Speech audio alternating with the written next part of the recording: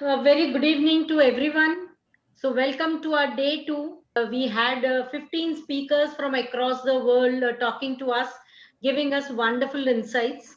We are looking forward to have a day two, of course, rising women and in action.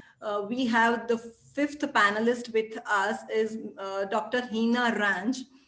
Fostering transformative learning for the 21st century requires a renowned vision for education.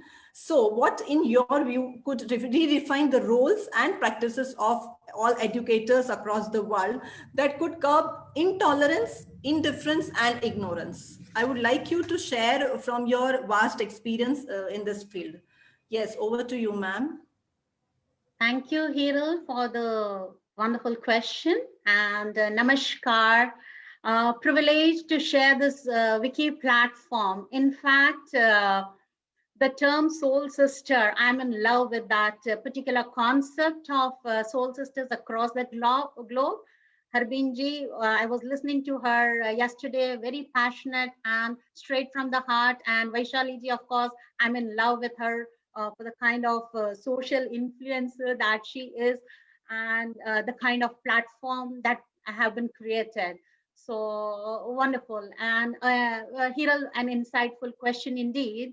Fostering transformative learning of the for the 21st century would definitely call for a new vision and of course a redefined roles of educators and not only educators, stakeholders, all the stakeholders. So we have witnessed growth in almost all industries barring education.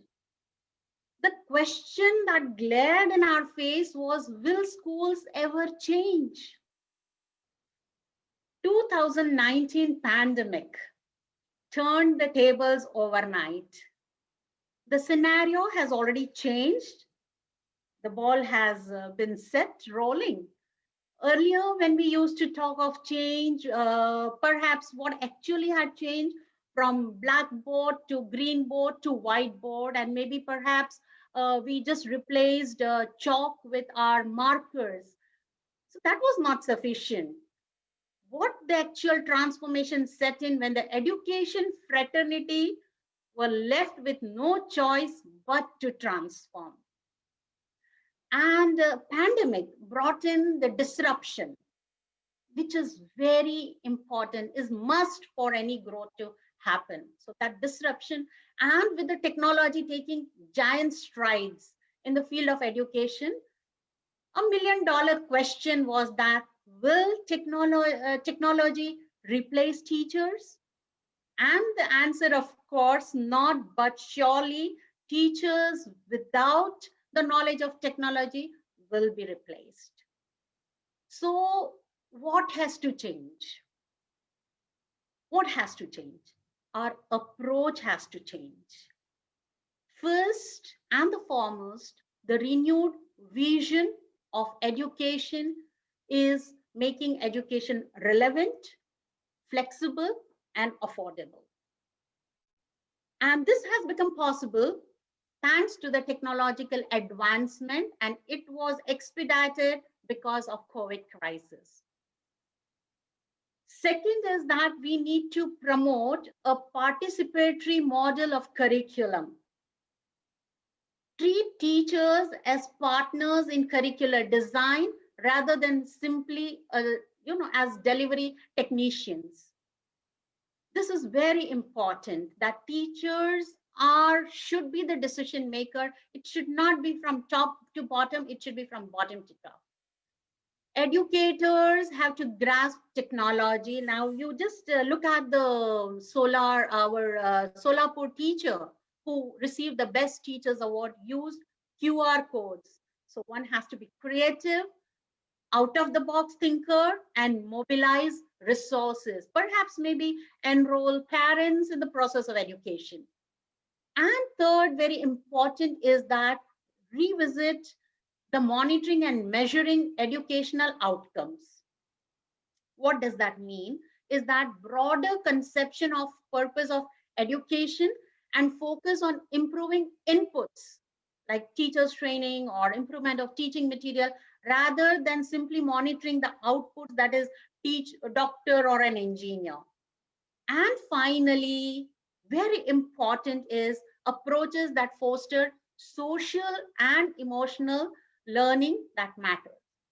So this is going to be of utmost importance on how we cater to EQ and SQ, the emotional quotient and the social skills in children for curbing intolerance and indifference.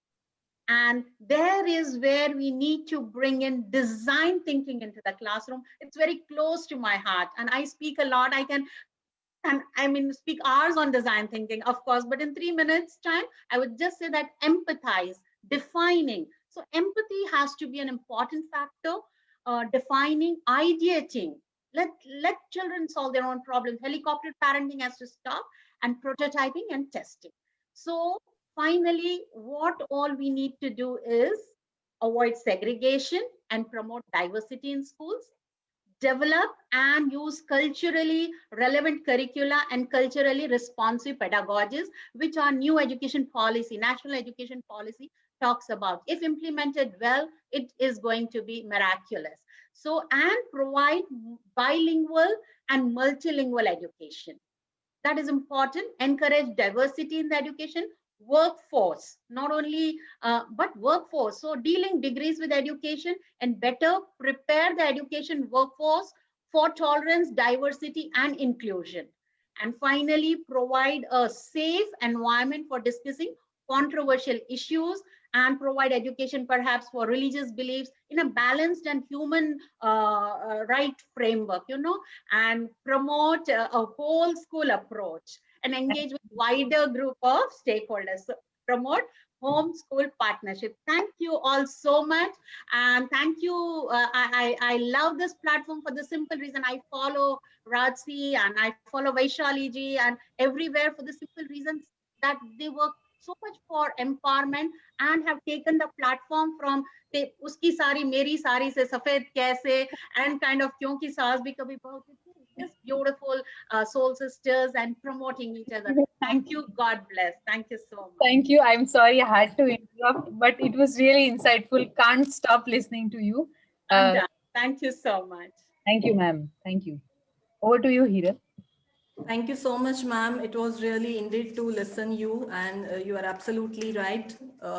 With that, I would like to end the panel 1 here, and I would like to thank all the panelists, Captain Shweta Mishra, Ms. Saugand Akbarian, Ms. Bhavna Shah, Ms. Nimisha Ratan, and Dr. Hina.